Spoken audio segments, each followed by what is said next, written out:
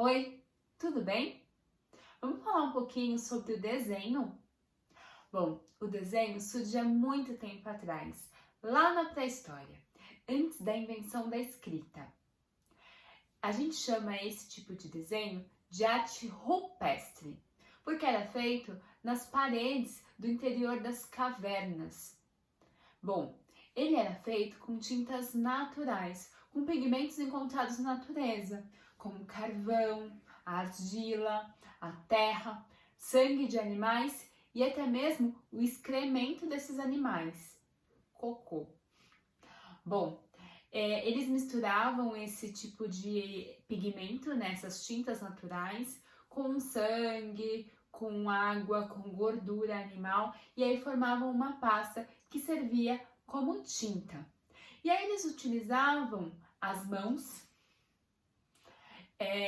galhos, qualquer tipo de objeto que estivesse perto deles para conseguir fazer essas imagens. Tem como temática principalmente coisas cotidianas, o que eles faziam no dia a dia, E a dedicação a isso era muito grande, eles ficavam muito tempo fazendo essas imagens, Bom, com o passar do tempo, essas técnicas foram se aperfeiçoando, o ser humano foi evoluindo e a técnica e os materiais também foram se aperfeiçoando e se modificando. Lá no Egito Antigo, a gente tem ainda a utilização de pigmentos naturais, mas principalmente a utilização de minerais. Então, a gente tem pedras, temos o carvão sendo utilizado, o gesso para fazer a tinta branca e algumas pedras semi-preciosas para fazer as tintas, Um exemplo é a cor azul, que é feita com a pedra azulita. É uma pedra que eles trituravam bem pequenininho e aí eles conseguiam fazer uma tinta com essa cor, com a cor azul. E é interessante a gente lembrar que nesse momento as cores também têm significado. Cada cor remete a algo.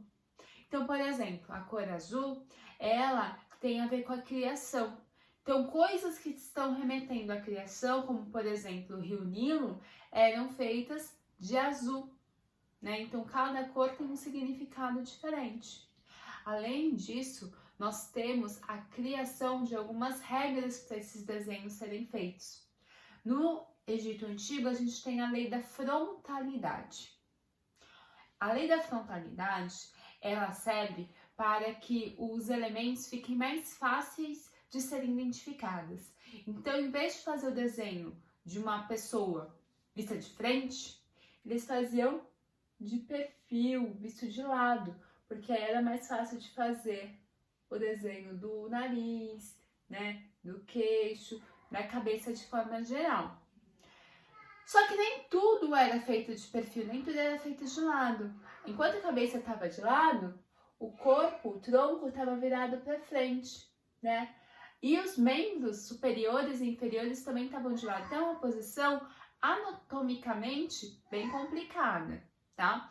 Mas que acaba sendo bem interessante para desenhar, porque assim a gente consegue ter uma imagem mais fácil de ser identificada. Quando eu olho uma imagem egípcia, eu não fico pensando, o que será que é isso, o que será que é aquilo? Não, eu olho e já consigo identificar quais são os elementos. Então, essa fase de identificação remete muito à lei da frontalidade. Com o Renascimento, em 1400, eu tenho uma nova utilização da imagem, para a criação desses desenhos. Bom, eu tenho a utilização da perspectiva e da profundidade. Vamos pensar um pouquinho. O Renascimento foi um momento de inovação tecnológica, científica, política. Foi um momento onde ocorreram as grandes navegações, foram descobertos outros continentes, o Brasil foi descoberto durante o período do Renascimento. Então, há um avanço muito grande naquela sociedade, As pessoas estão se modificando e elas estão tecnicamente ficando cada vez mais elaborados e os estudos científicos estão cada vez mais aprofundados.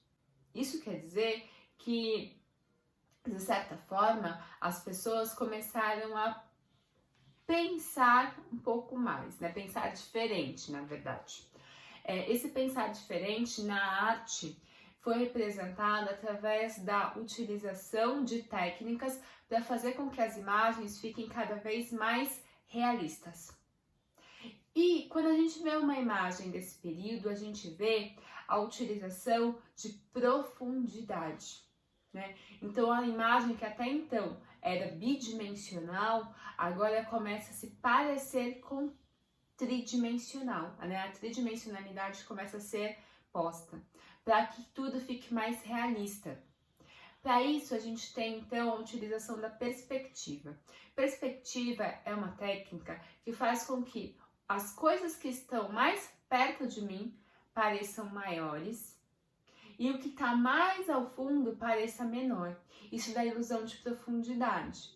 Quando a gente está vendo qualquer tipo de elemento, estou andando na rua, estou vendo as casas, estou vendo os carros, o que está perto de mim é grande, diferente do que o que está longe, né?